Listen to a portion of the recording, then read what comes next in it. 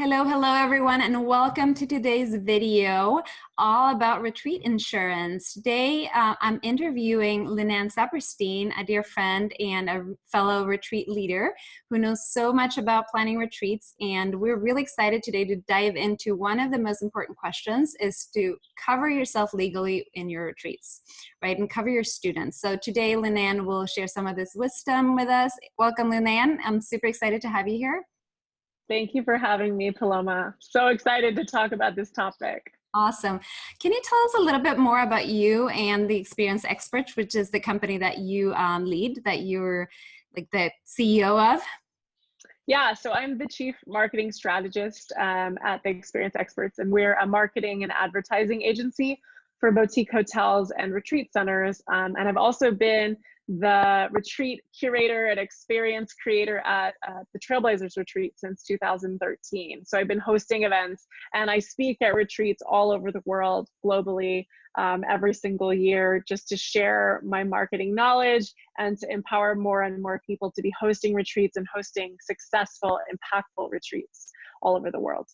I love it. Yeah, that's how Linan and I got to know each other. We were, talking about partnering with many of the projects that she has going on all across the world. I'm really excited. And so we'll be creating some new content for Rock Your Yoga Retreat, and we will be sharing that with you soon. But today, I really want to dive into this subject, and this subject keeps coming up for me with my clients.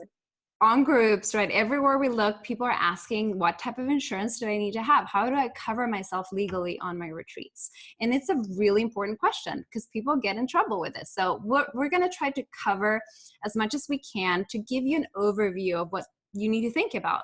But we want to add a disclaimer because it's really important that you know that this is not your final advice. You should always consult with an expert, so with an insurance agent or a lawyer, and depending on what your needs are, right? So we always encourage people, our own clients, to go and speak to their insurance agents to make sure that everything in your retreat is covered, because every retreat is different and every teacher or retreat host has different needs. So we need to really make sure that this is just a guide, right? This is to give you some tools to go ask the right questions. So when we are planning retreats, the first thing that you need to think about, the first overall insurance, I think, policy you need to think about is to cover yourself as a yoga teacher, if you're a yoga teacher or a business, right? So what do you think, Linan, in this aspect? What do you recommend? So if you are a yoga teacher and you're doing private sessions, or you even work at a studio, or you own a studio, you should be having some sort of limited liability insurance for your LLC or even your corporation, or your if you're incorporated. So you should have that already arranged, already set up. So you just have to call your insurance agent and let them know you're hosting a retreat, an event, and what is covered under that. And you can easily add to your plan for a month or for a couple months to kind of increase the coverage, especially if you're doing any kind of adventure activities, adding surfing, adding any kind of swimming, rock climbing, jumping off of rocks, kayaking. People do all kinds of adventure excursions. Adding that to your policy is really easy to do. And if you have a good insurance agent, they're going to educate you and they're going to help you get set up with the best coverage possible for you and for your attendees. And I think the important question to ask yourself is, because retreats include so many different activities, most of the time we're including extra activities, we have our content, our movement, depending on what it is that we're doing, that we need to look at all these sections of our retreat, so breaking our retreat down to all the things that are going to be included, from travel to activities to food to the venue and accommodations, and make sure that you're asking your liability insurance what they cover from that and what you can add on to that, right? And it's important that you look at your retreat with, I would say, with a scientist mindset, and like dissect every single aspect of it when you're looking at how to cover it, right? Because if you're just asking general questions, they may think that your insurance agent may never have worked with someone that has, planned a retreat. So you just want to make sure that they know what you're talking about in each and every activity. So number one, when you're asking your agent, right, break down everything and just bring all those questions to that insurance agent or to, whoever is helping you with this specific insurance policy. And they may want your itinerary, and so just have it prepared to give to them so they can make sure you're covered on all your bases. Exactly. And that's a really simple way to do, just turn to an expert and make sure you're covered properly. Awesome. I love it. And then the other side of this, so you have your teacher insurance, your liability insurance.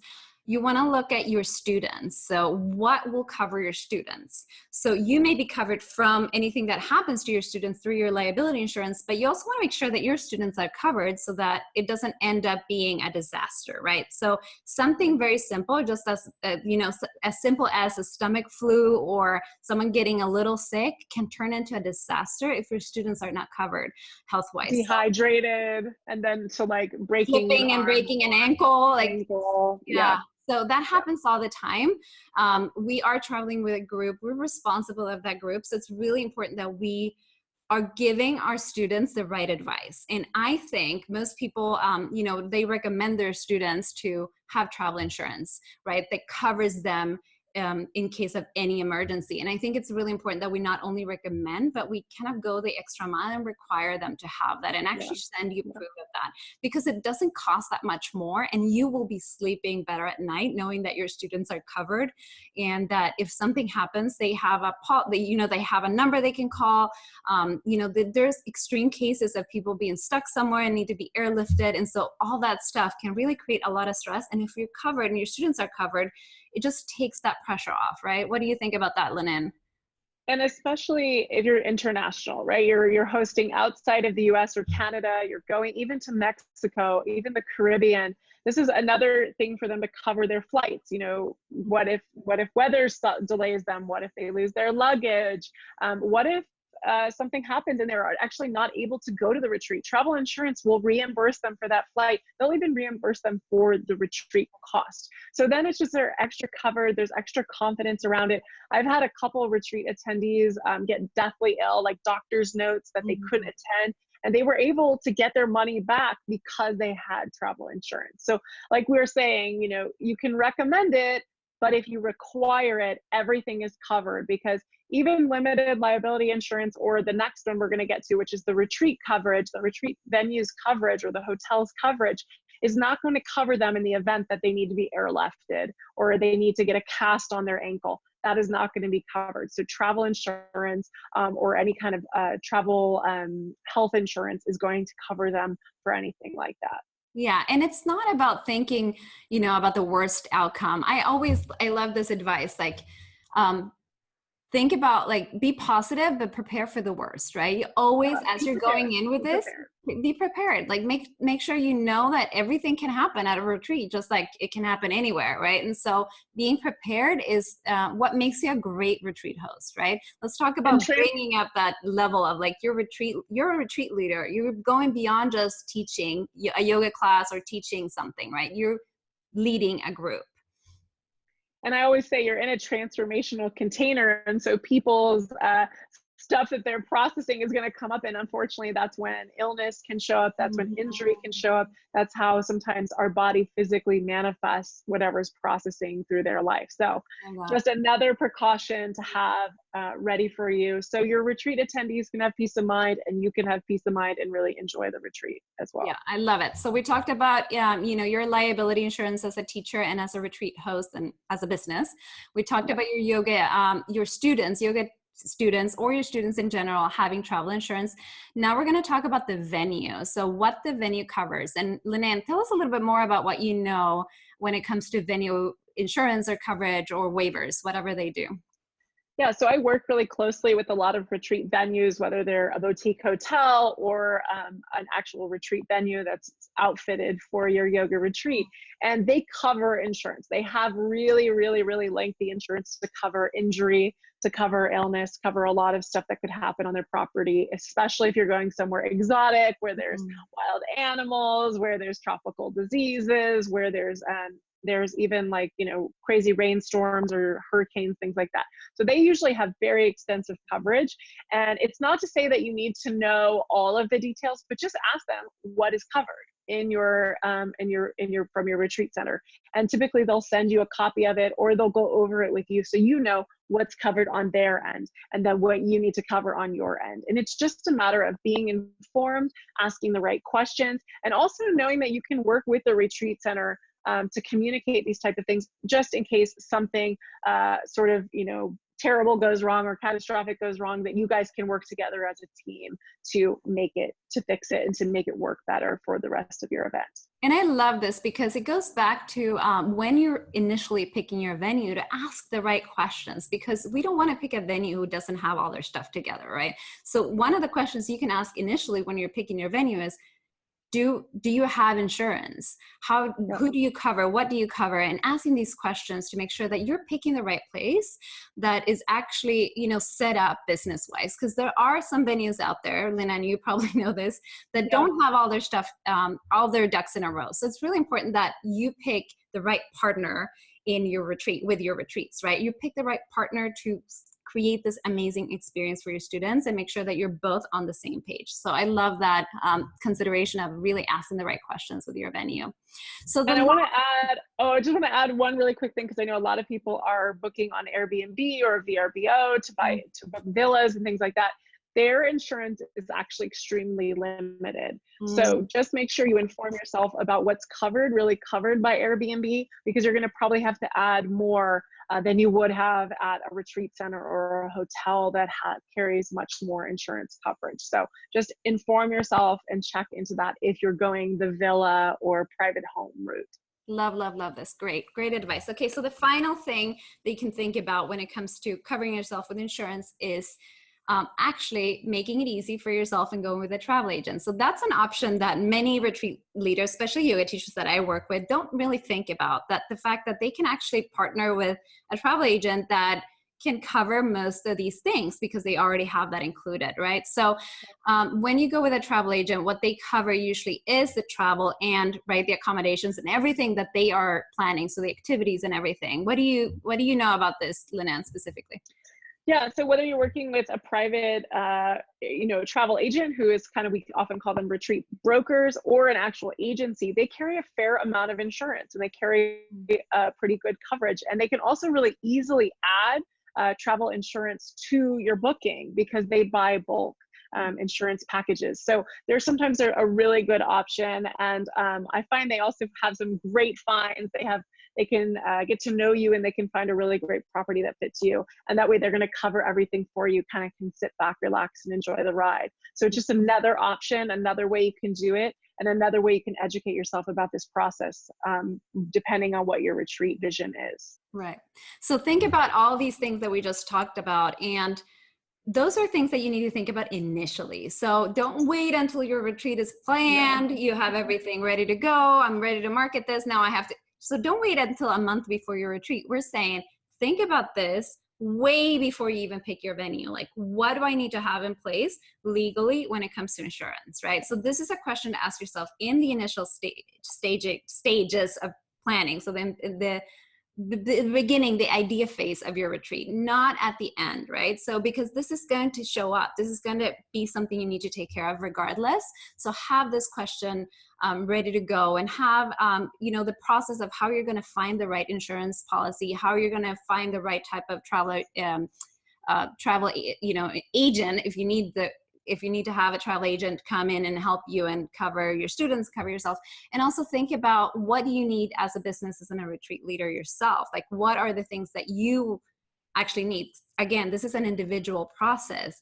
You may be doing movement or activities that hasn't been done before. Who knows, right? So think about how individual your retreat is, and you as a teacher, what you're teaching, and always ask around, right? You will have peers around you. You have other teachers, other leaders who have done this before. It's really great to go and ask other people, what have you done? What has worked for you? What hasn't, right? You can ask in Facebook groups as well. That's a great way to get some initial advice, but that's not your final advice. Again, go with an expert for that.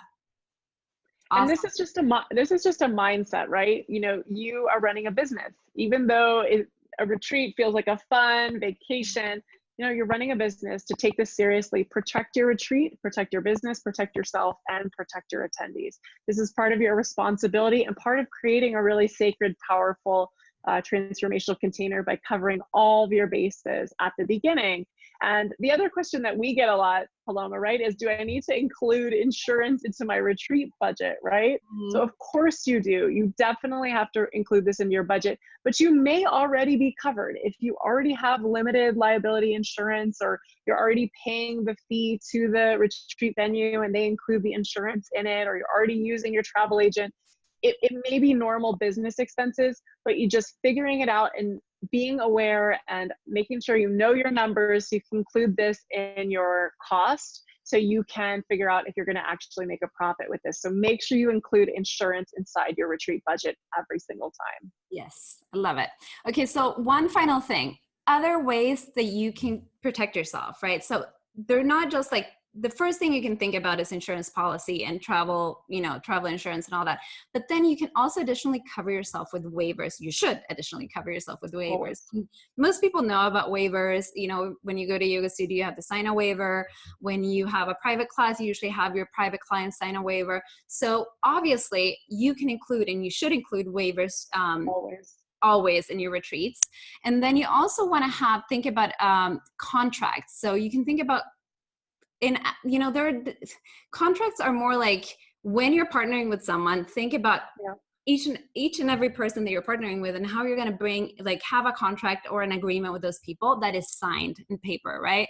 That's one thing. Always. So we're talking, have a verbal agreement, have something written that you both sign and is legally binding. Is legally binding, even if you're doing a trade, because that happens a lot in the yoga community, right? People do trades. They do, hey, you get a free retreat if you come and help me with this. Even when you do a trade, you want to have clear expectations in a contract, in an agreement, and both parties signed and they know what they're signing up for, right? So contracts, you can think about contracts with your venue. Obviously, your venue will send you a contract. Most of the time that's standard.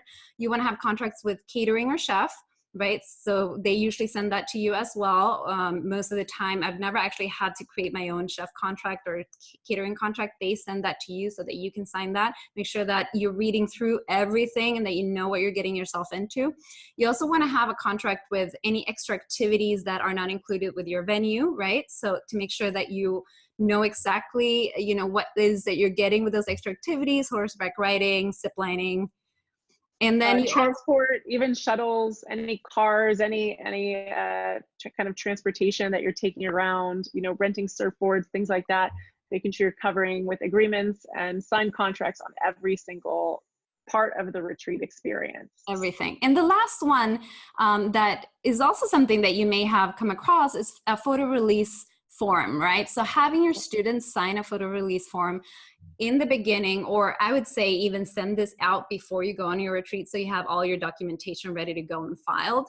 A photo release form will help you use the pictures that you're taking and use that for marketing. Video too. Photo and video. And video. And actually, a lot of these waivers you can easily combine, a waiver for injury and all of that with photo and video. They have them online, easily templated, and you can also just talk to a lawyer and have one combined for you as well, really easily.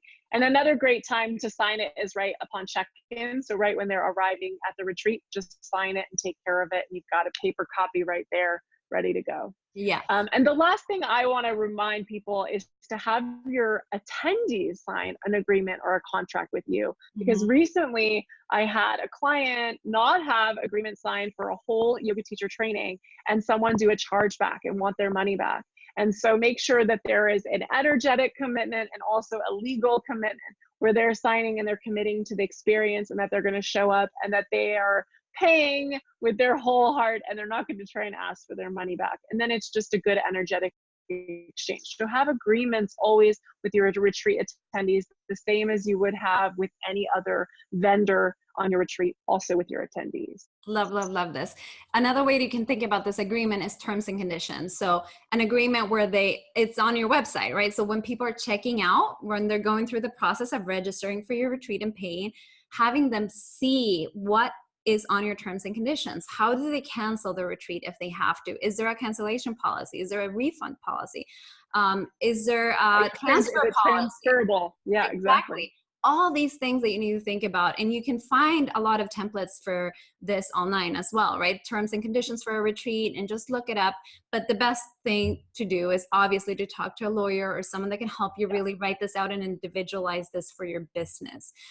Think again, this is not a one-time or this is not an expense you need to do every time. It's a one-time expense. If you create a really good agreement, a really good contract, a really good terms and conditions, you can use this over and over again for all your retreats and in your business. So think about this as a one-time expense that's actually really worth it if you are afraid of, you know, having issues with your retreat and having people come back to you and say, hey, I want my money back a month before, right? So having those really clear terms and conditions will set the expectations clear and right from the get-go with your students, so that they don't come back to you with questions afterwards.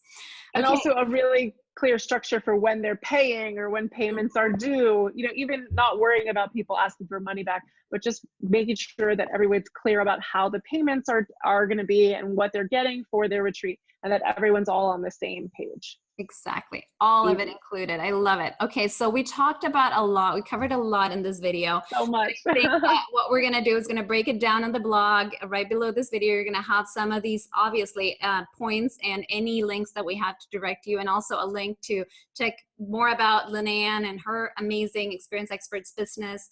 And I want to thank you, Lynanne, for coming on and talking about this. I want to add one more thing. Yeah, add one more thing. If all of that insurance research and all those contracts, you can also add on top of it event insurance. This is a whole nother thing, but this is the one that a lot of people jump to first. And we want you to go through all of the steps we talked about in this video first, and then see if you actually need to add another additional event insurance policy. It's likely that you don't, but just in case you go through all of this and maybe your insurance agent recommends you get something outside, then you would go and actually look for event insurance. But don't start at the top. Watch this whole video first and do all that first before you jump into paying extra money for event insurance. And I love how we have so many options, and hopefully this guides you through the process, and you'll understand a little bit more about how to go through the process, how to go through thinking about your insurance for your retreats and for your business in general. So thank you, Lynanne. I really appreciate you coming on here and talking about insurance, such an important topic. And we will see more of Lynanne soon. So stay tuned. And if you have any questions or comments, just post them below and we'll get to those as soon as we can. Thanks so much. Have a good one. Bye. Bye, guys.